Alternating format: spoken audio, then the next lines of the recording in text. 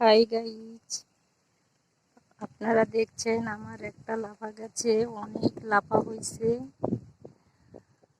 তো দেখেন, দেখতে খুব সুন্দর লাগতেছে। লাফা অনেক ভালো একটা সবজি।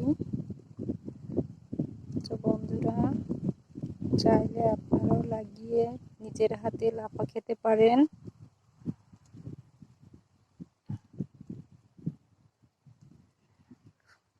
যদি আমার ভিডিওটা ভালো লেগে থাকে তাহলে লাইক, কমেন্টস এবং সাবস্ক্রাইব করতে ভুলবেন না।